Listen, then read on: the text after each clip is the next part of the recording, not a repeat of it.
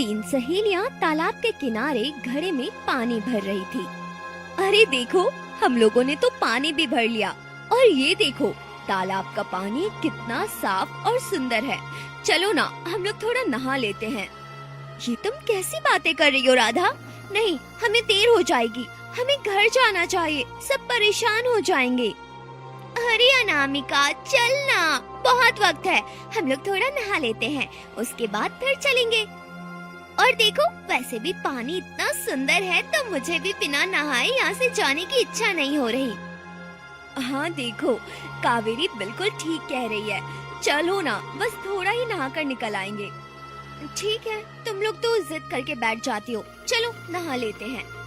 फिर तीनों सहेलियां तालाब के अंदर चली जाती है। पानी में उतरते ही ठंडक महसूस होती है और हंसते खेलते तीनों नहाने लगती हैं। वाह, बहुत मजा आ रहा है। हाँ, कितना ठंडा पानी है। कावेरी और राधा हंस रही थी, लेकिन अचानक अनामिका को कुछ महसूस होता है, जैसे कोई उन्हें निहारते हुए देख रहा हो। कावेरी, राधा, मुझे कुछ ठीक नहीं लग रहा, ऐसा लग रहा है जैसे कोई हमें देख रहा है। चलो ना, घर चलते हैं। तुम भी ना बहुत बोलती हो। अब ये लो पानी, अब नहाओ और ज्यादा फिक्र मत करो। लुत्फ तो उठाओ। राधा अनामिका के ऊपर पानी की छींटे मारने लगती है और अनामिका भी हंसी मजाक में उन दोनों के साथ खो जाती है। कावेरी भी पानी फेंकते फेंकते हंसते रहती है। देखो, मैं भी तुम्हारे ऊपर पानी डालती हूँ। ये लो। तभी तालाब के अंदर अचानक एक परछाई की दो आंखें चमकने लगी। अनामिका की नजरें उस ओर पड़ी और उसका दिल धड़कने लगा। देखो, मुझे लगता है कोई हमें देख रहा है। वो परछाई की आंखें। अनामिका, तुम्हें क्या हो गया यार? तुम नहाने का मजा भी खराब कर रही हो। और कौन सी आंखें? कोई भी तो नहीं है। हाँ सच में राधा, ये तो एक नंबर की डरपोक किस्म की है।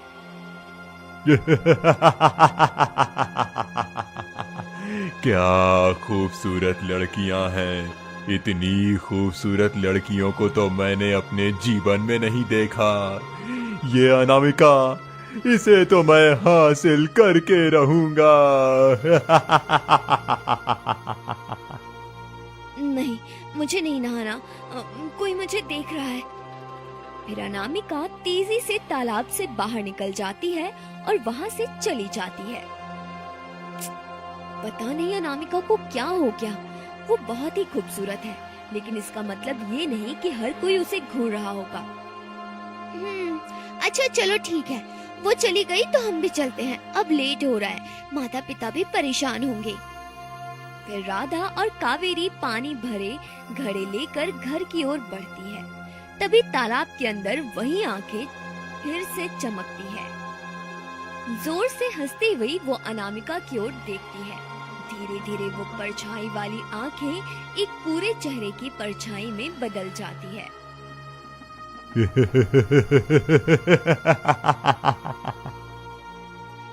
कई दिन बीत जाते हैं। तीनों सहेलियां रोज तालाब के किनारे आती हैं, पानी भरती हैं और नहाती रहती हैं। देखो, हम लोग इतने दिनों से तालाब में आते हैं, नहाते हैं, फिर भी कुछ अजीब नहीं दिखता। शायद गांव वाले गलत कह रहे थे। हाँ, लेकिन अब हमें चलना चाहिए, शायद सच में कुछ हो सकता है। अरे अनामिका, तुम तो पहले डरती थी, अब देखो हमें साथ नहाने की आदत पड़ गई। ऐसा कुछ नहीं है, ये बस एक अफवाह थी। इतने में तालाब के अंदर एक बड़ा साया अनामिका का पैर पकड़ लेता है। मेरा पैर, कोई मुझे खींच रहा है, मेरी मदद करो। अनामिका, ये तुम कैसी बातें कर रही हो? भला कौन खींचेगा? रुको, मैं देखती हूँ। कावेरी पानी फेंक कर मजाक करती है, लेकिन अनामिका का पैर खींचा जा रहा है।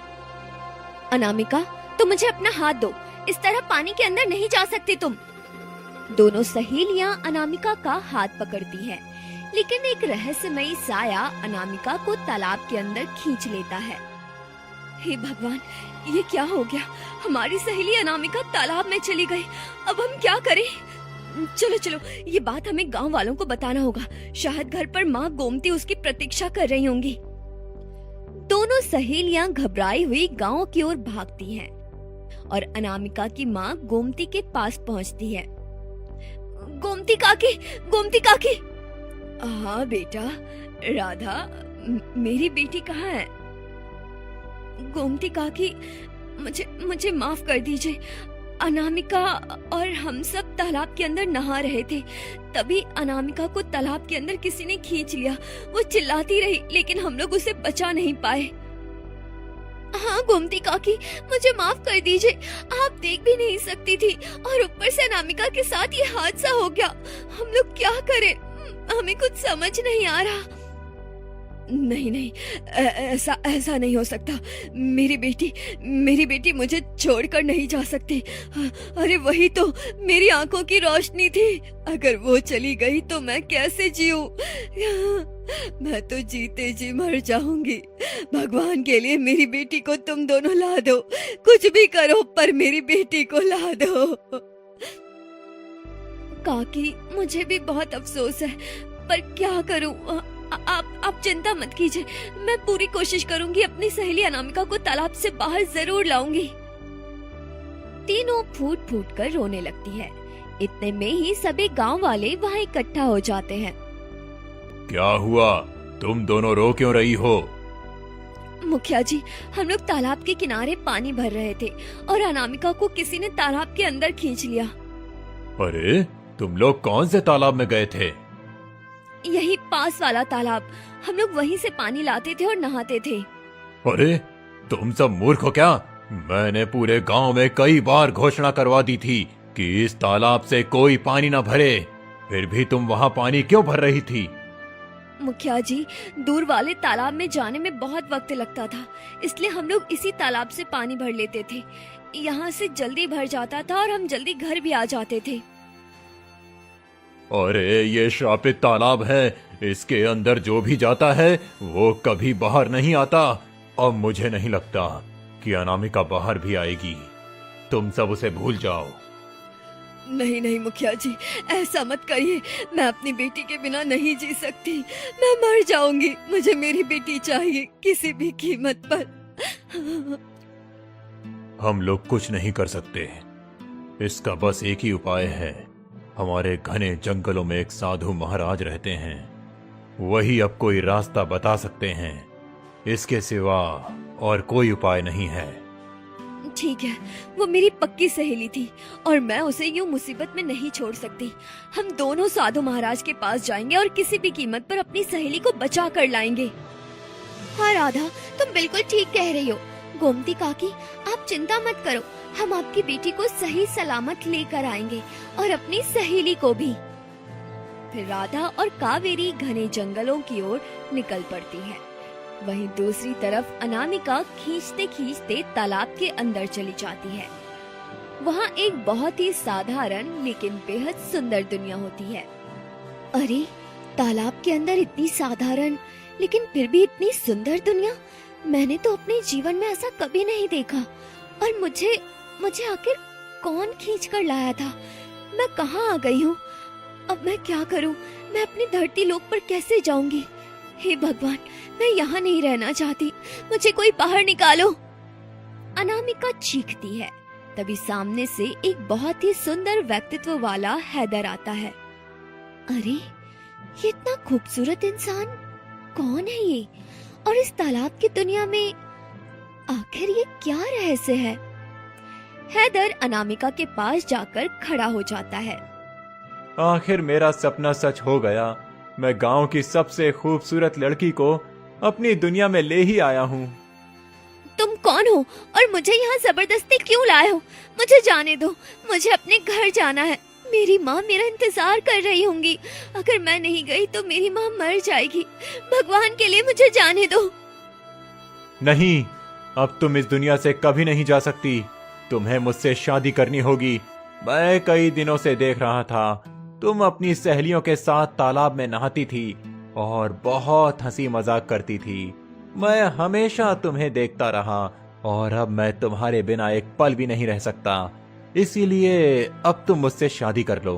मैं तुम्हें अपनी दुनिया की महारानी बनाकर रखूंगा और तुम्हें किसी चीज की कमी नहीं होने दूंगा। नहीं, मैं तुमसे कभी शादी नहीं कर सकती। अगर तुम अच्छे इंसान होते तो शायद मैं सोच भी लेती, लेकिन तुम बुरे इंसान हो। किसी भी लड़की को नहाते हुए देखना गलत है। ऊपर से तुमने मुझे जबरदस्ती यहाँ खींचा है। मुझे महारानी बनने का कोई शौक नहीं है, बस मुझे यहाँ से जाने दो। तुम कुछ भी कर लो, अब तुम मेरे चंगुल से कभी बाहर नहीं जा सकती। तुम्हें मुझसे शादी करनी ही पड़ेगी। आज अगर नहीं मानोगी तो कल मान जाओगी। फिर हैदर अनामिका को खींचते हुए एक कमरे में ले जाता है और जंजीरों से बांध देता है। ये तुम क्या कर रहे हो? मुझे जंजीरों से क्यों बांध रहे हो? मुझे छोड़ दो। तुम्हें क्या लगा था तुम मुझे मना कर दोगी और मैं तुम्हें इतनी आसानी से जाने दूंगा? ऐसा कभी नहीं होगा। अब तुम इन्हीं जंजीरों में बंधी रहोगी जब तक हाँ नहीं बोलोगी। तुम्हें मुझसे शादी करनी ही पड़ेगी। अनामिका चिल्लाती रहती है, लेकिन हैदर उसकी एक नहीं सुनता। वहीं दूसरी तरफ राधा और कावेरी घने जंगलों से होते हुए एक कुटिया में पहुंचती है। तभी साधु महाराज अपनी कुटिया के बाहर आते हैं। आओ पुत्रियों आओ, बताओ कैसे आना हुआ? सब ठीक तो है ना? साधु महाराज, हमें हमारी सहेली को बचाना है। उसे उस रहस्यमय तालाब ने अंदर खींच लिया। कोई तो उपाय बताइए जिससे हम अपनी सहेली को बाहर निकाल सकें। हाँ साधु महाराज, हमें हमारी सहेली चाहिए। हम लोग बहुत परेशान हैं और पता नहीं वो तालाब के अंदर किस हालत में होगी। तुम्हारी सहेली तालाब में तो गई है, लेकिन वो जीवित है और उसे तालाब से बाहर निकालना नामुमकिन है। तुम उसे कभी बाहर नहीं निकाल सकती। ऐसा मत कहिए साधु महाराज। अगर मेरी सहेली को कुछ हो गया तो उसकी अंधी माँ तड़प तड़प कर मर जाएगी। कुछ भी हो जाए, पर मैं अपनी सहेली को उस तालाब में कैद जिंदगी नहीं जीने दे सकती। आप मुझे कोई रास्ता बताइए। पर साधु महाराज, आखिर उस तालाब के अंदर है कौन जो इस तरह हमारी सहेली को खींच कर ले गया? और वो तालाब श्रापित क्यों है? इसके पीछे की वजह क्या है? ये सब तुम नहीं जान सकती। अगर मैंने पूरा सच बता दिया तो अगला शिकार तुम हो जाओगी। उसका रहस्य जो भी जानता है वो कभी जीवित नहीं रहता, इसीलिए मैं तुम्हें उसका रहस्य नहीं बता सकता। लेकिन मेरी सलाह है कि तुम वहां मत जाओ। अगर अपनी और अपने परिवार की सलामती चाहती हो तो उस तालाब में मत जाना। नहीं साधु महाराज, कुछ भी हो जाए, पर मैं अपनी सहेली को ऐसे मरते हुए नहीं देख सकती, इसलिए मैं वहां जरूर जाऊंगी। ठीक है, अगर जाना चाहती हो तो तुम्हें अपनी जान की कीमत चुकानी होगी। क्या तुम अपनी सहेली को बचाने के लिए अपनी जान कुर्बान करने को तैयार हो? हाँ साधु महाराज, मैं अपनी सहेली को बचाने के लिए अपनी जान कुर्बान करने को तैयार हूँ। ठीक है, तो एक रास्ता है, रुको। फिर साधु महाराज अपनी झोली से एक जड़ी निकालते हैं। ये जड़ी लो, कल पूर्णिमा की रात है। जैसे ही रात होगी तुम ये जड़ी लेकर तालाब के अंदर जाना और अपनी सहेली को ये जड़ी दे देना। ये जड़ी लेते ही तुम्हारी सहेली तालाब से बाहर आ जाएगी, लेकिन तुम बाहर आ पाओगी या नहीं ये मैं नहीं कह सकता। इसकी शक्ति का पता उसी वक्त चलेगा। ठीक है महाराज, हम दोनों अपनी सहेली से बहुत प्रेम करते हैं, हम दोनों जरूर जाएंगे। भगवान तुम्हारा भला करे पुत्री। फिर साधु महाराज जड़ी राधा के हाथ में दे देते हैं और फिर ध्यान में लग जाते हैं। दोनों सहेलियां कुटिया से बाहर आ जाती हैं। कावेरी, कल तो पूर्णिमा है, हमें कल उस तालाब में जाना होगा। आज घर चलते हैं। ठीक है, चलो। दोनों सहेलियां अपने अपने घर चली जाती हैं। वहीं दूसरी तरफ अनामिका बंद कमरे में जंजीरों से बंधी चीख चिल्ला रही होती है। निकालो, मुझे यहाँ से बाहर निकालो। कोई है? कोई तो मेरी मदद करो। कोई है? बाहर निकालो। इतने में हैदर वहाँ आ जाता है। तुम्हारी हिम्मत कैसे हुई इस दुनिया की शांति भंग करने की? रुको, अभी बताता हूँ। फिर हैदर एक डंडा उठाता है और अनामिका को बुरी तरह मारने लगता है। ये तुम क्या कर रहे हो? देखो, भगवान के लिए ऐसा मत करो। तुम मुझे मार क्यों रहे हो? मैंने तुम्हारा क्या बिगाड़ा है? क्योंकि मुझे चिल्लाने वाले लोगों से सख्त नफरत है। अगर तुम खुद को बचाना चाहती हो तो मुझसे शादी कर लो, नहीं तो मैं तुम्हारी सहेलियों और तुम्हारी अंधी माँ को जान से मार सकता हूँ। मेरे पास इतनी शक्तियां हैं कि मैं धरती पर जाकर उन तीनों को भी खत्म कर सकता हूँ। नहीं, भगवान के लिए मेरी सहेलियों को कुछ मत करना और मेरी माँ को भी कुछ मत करना। उन तीनों के लिए मैं कुछ भी करने को तैयार हूँ। तो बताओ, तुम मुझसे शादी करने के लिए तैयार हो? ठीक है, मैं तुमसे शादी करने के लिए तैयार हूँ, लेकिन उससे पहले ये तो बताओ कि इस तालाब का रहस्य क्या है? तुम इतने क्रूर कैसे हो? दिखने में तो तुम आम इंसान लगते हो, जैसे हमारे गांव के लोग। फिर तुम इस तालाब के नीचे अपनी दुनिया बनाकर कैसे रह रहे हो? ठीक है, अगर तुम मुझसे शादी करने के लिए तैयार हो तो मैं तुम्हें सब बता देता हूँ। सुनो, ये बहुत समय पहले की बात है। मैं भी तुम्हारी तरह एक आम इंसान था। मेरा नाम हैदर नहीं था, मेरा नाम विनोद था। मैं शहर से पढ़ाई करके अपने गांव पहली बार लौटा ही था।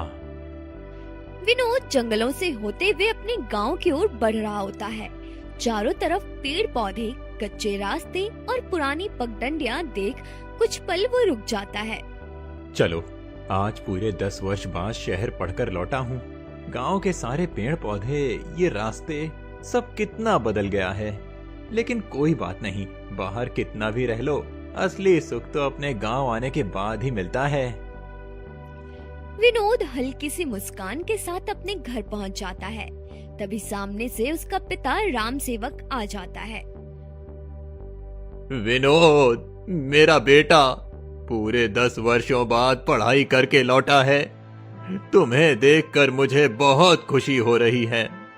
राम सेवक भावुक होकर विनोद को गले से लगा लेता है। हाँ पिताजी, अब मैं आपकी सारी जिम्मेदारी उठाने के लिए तैयार हूँ। मेरी पढ़ाई पूरी हो चुकी है, अब शहर जाने की कोई जरूरत नहीं है। हाँ, क्यों नहीं बेटा, इसीलिए तो मैं तुम्हारे आने से पहले ही तुम्हारी शादी की पूरी तैयारी कर चुका हूँ। अब कुछ ही दिनों में मैं तुम्हारी शादी करवा दूंगा। उसके बाद तुम और तुम्हारी पत्नी खुशी खुशी अपना जीवन बिताओगे। पिताजी, ये आप कैसी बातें कर रहे हैं? पूरे 10 वर्षों बाद पढ़ाई पूरी करके आया हूँ और मैं इतनी जल्दी शादी नहीं करना चाहता। मुझे थोड़ा वक्त दीजिए। नहीं, तुम सब भूल गए क्या? बचपन में ही मैंने तुम्हारी शादी अपने दोस्त प्रेमचंद्र की बेटी मालिनी से तय कर दी थी। इसीलिए अब ये शादी तो तुम्हें करनी ही होगी। पिताजी, वो तो बचपन में इतनी काली थी। नहीं नहीं, मैं ये शादी नहीं करूंगा। मैं ये शादी कभी नहीं करूंगा। देख विनोद, जिद मत कर। अगर तुमने इस शादी से मना कर दिया तो मैं तुम्हारी माँ का वो हाल करूंगा जो तुमने सोचा भी नहीं होगा। तुम्हारी माँ की वजह से मैंने तुम्हें शहर पढ़ने के लिए भेजा था। आप मेरी माँ को कुछ मत करना। अगर माँ को कुछ हुआ तो मैं खुद को कभी माफ नहीं कर पाऊंगा। मैं शादी करने के लिए तैयार हूँ। फिर विनोद गुस्से में चिल्लाता रहता है। लेकिन कुछ दिनों बाद उसकी शादी मालिनी नाम की एक बहुत ही काली लड़की से कर दी जाती है।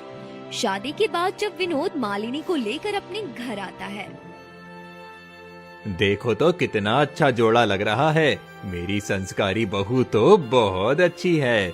इतने दिनों से गांव में तुम्हारी बहुत तारीफ सुनी है। तुम हमेशा घर के सारे काम करती हो और घर परिवार को अच्छे से संभाल कर रखती हो। अब बस मेरे बेटे को भी सद्बुद्धि देना। इसने किताब पढ़ाई तो बहुत की है, लेकिन इसे सामाजिक और पारिवारिक जीवन की पढ़ाई नहीं आती। ठीक है पिताजी, मैं पूरी कोशिश करूंगी कि इन्हें वो सारी खुशियाँ और सुकून दे सकूं जो ये चाहते हैं। फिर मालिनी अपने कमरे की तरफ चली जाती है।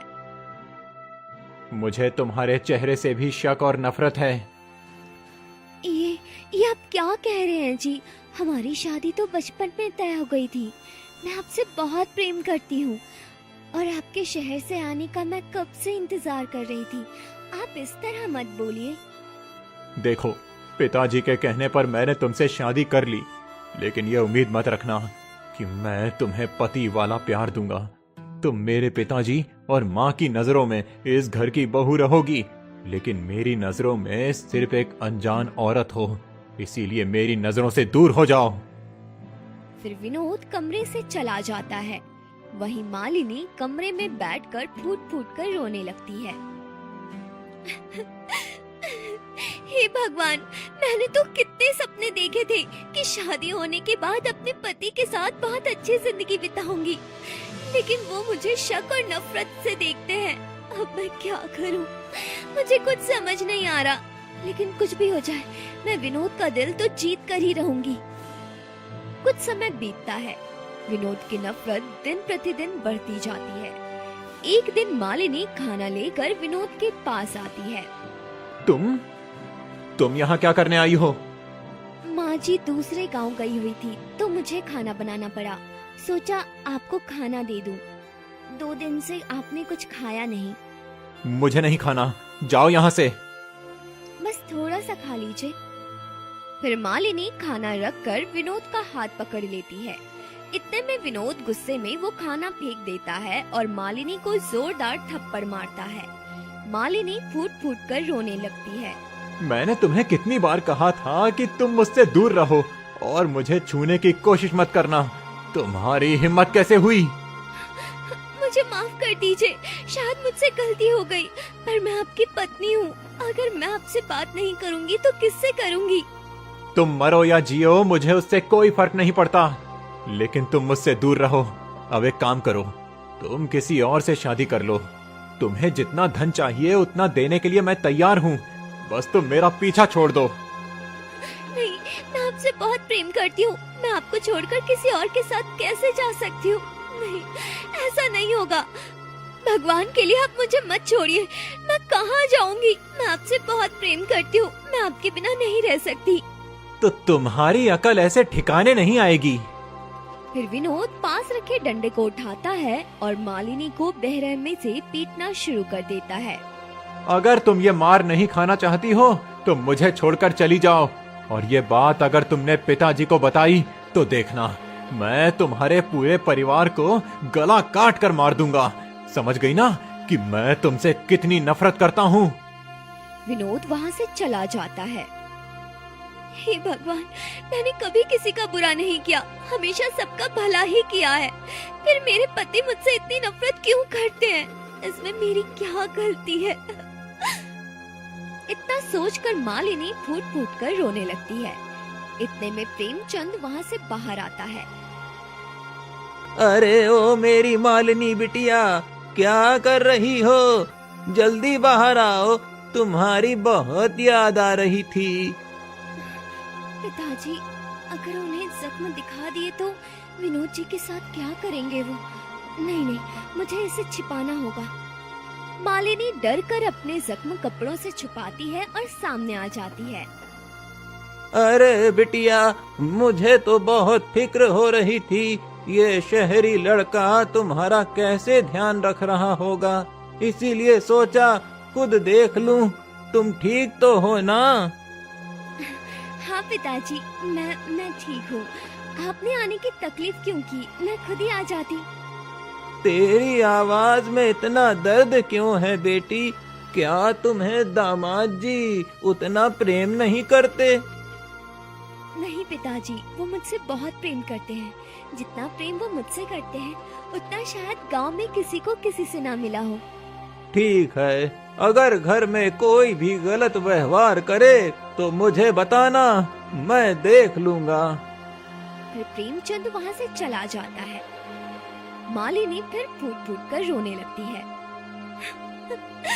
पिताजी, मैं कैसे बताऊं कि विनोद जी मेरे साथ जानवरों जैसा व्यवहार करते हैं, लेकिन मैं आपके और विनोद जी के रिश्ते में कोई दरार नहीं डालना चाहती। मालिनी रोने लगती है।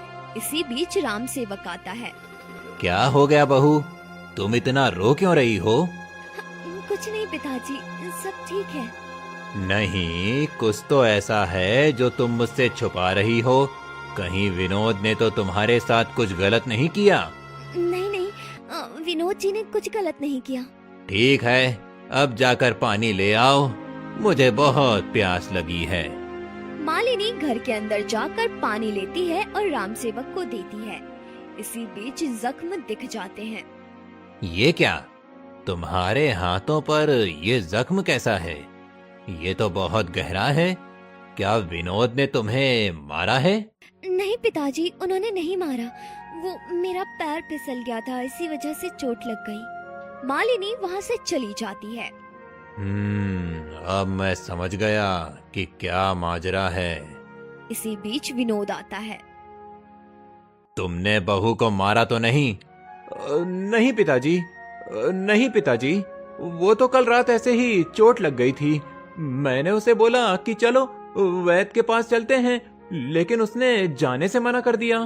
याद रखना, अगर तुमने उस पर हाथ उठाया तो देखना फिर मैं तुम्हें क्या करता हूँ। अब हमारी बहू का अच्छे से ध्यान रखना।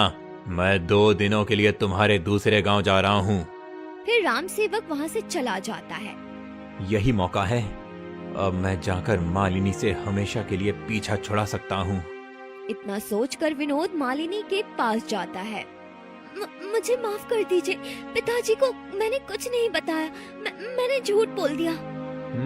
ठीक है, चलो तुम मेरे साथ चलो, मैं तुम्हें एक ऐसी अच्छी जगह ले चलता हूँ। शादी के बाद मैं तुम्हें कहीं ले नहीं गया, इसीलिए अब तुम मेरे साथ चलो। लगता है विनोद जी को मेरे ऊपर तरस आ गया है और मुझे भी प्रेम करने लगे हैं वो। मुझे जाना चाहिए। फिर मालिनी विनोद के साथ घने जंगलों से होते हुए तालाब के पास पहुंचती है। ये क्या, आप मुझे यहाँ क्यों लाए हैं? ये तालाब तो श्रापित है। इसीलिए तो अब मैं तुम्हें यहाँ लेकर आया हूँ।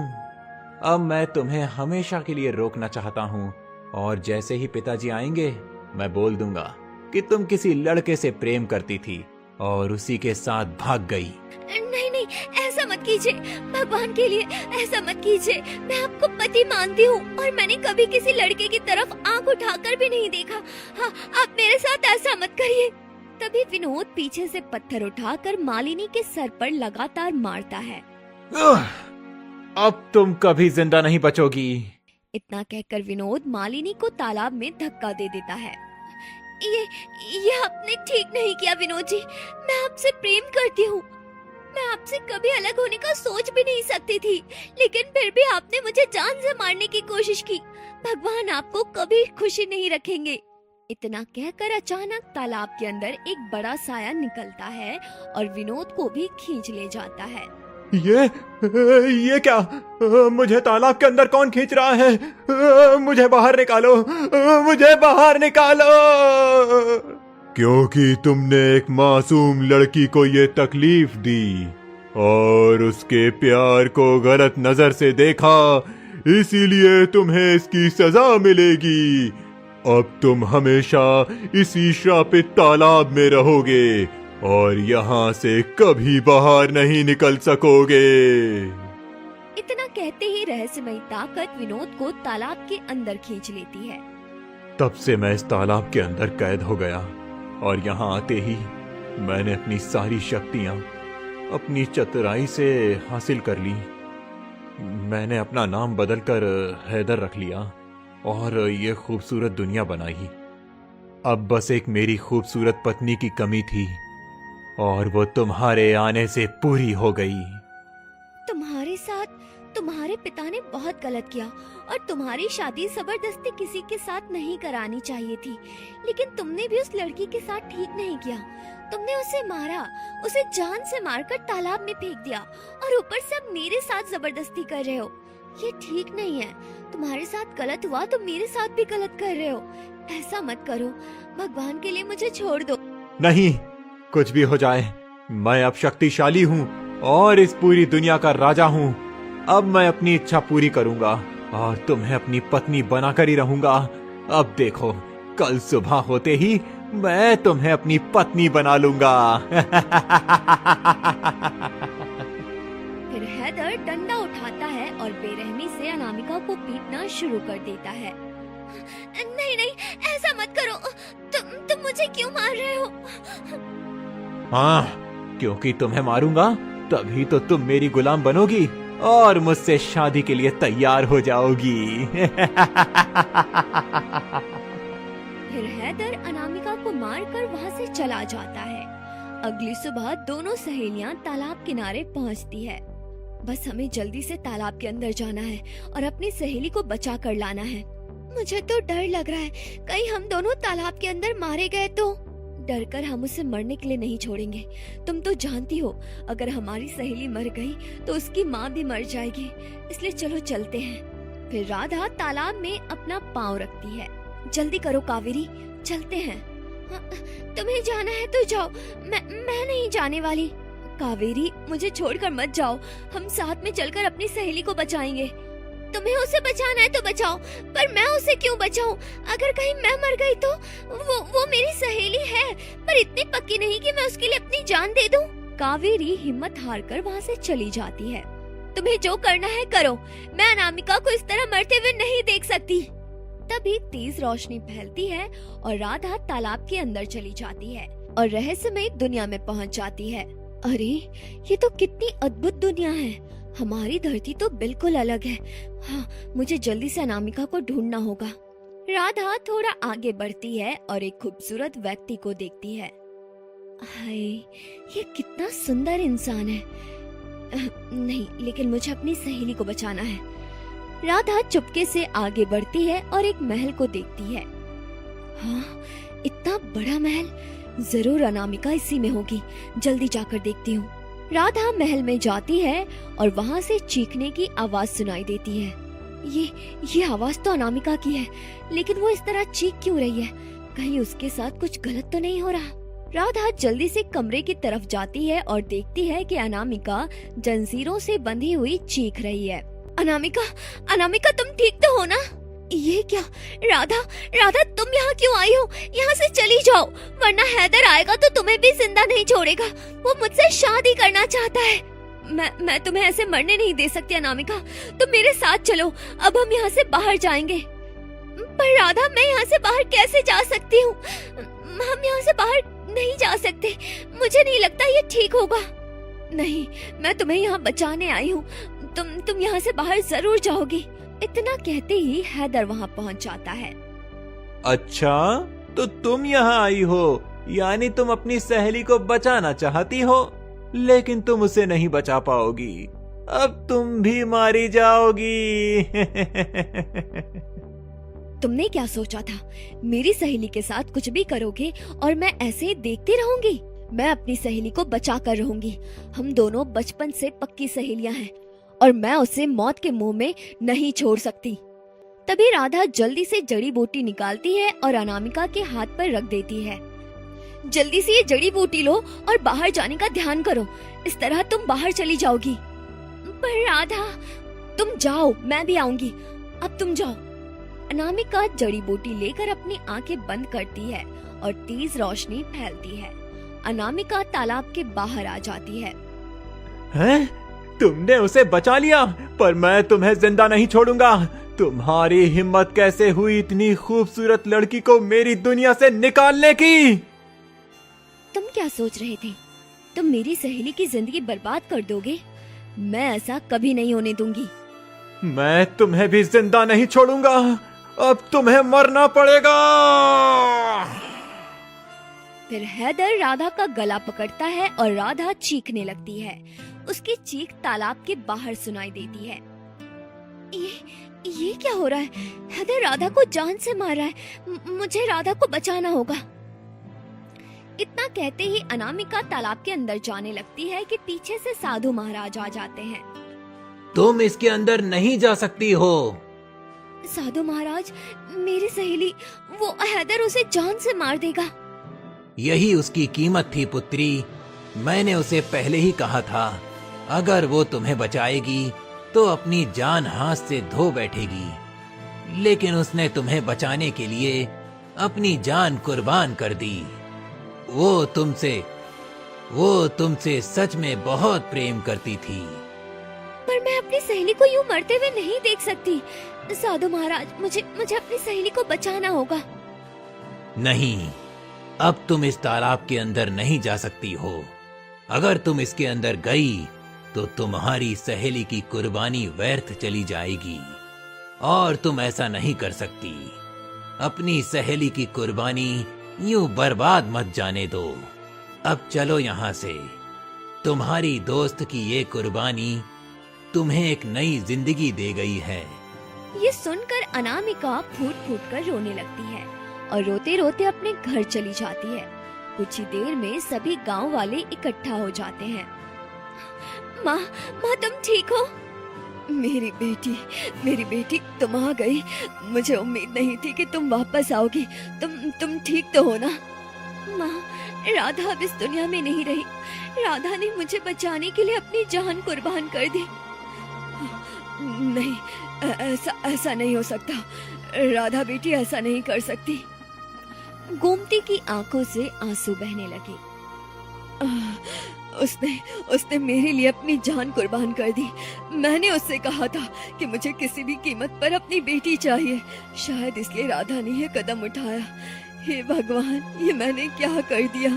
अपनी बेटी को लाने के लिए एक और बेटी की कुर्बानी मांग ली। ये नियति का लिखा था। अब कुछ नहीं किया जा सकता। बस इतना ध्यान रखना कि कोई भी उस तालाब की तरफ मत जाना। सच में राधा और अनामिका की दोस्ती बहुत ही गहरी थी। इतनी सच्ची दोस्ती मैंने अपने पूरे जीवन में कभी नहीं देखी। राधा सच में बहुत महान लड़की थी। सभी गांव वाले राधा की बहुत तारीफ करते रहते हैं। उस दिन के बाद कोई भी उस तालाब के अंदर नहीं जाता। राधा की कुर्बानी पूरे गांव को एक नई दिशा दे जाती है।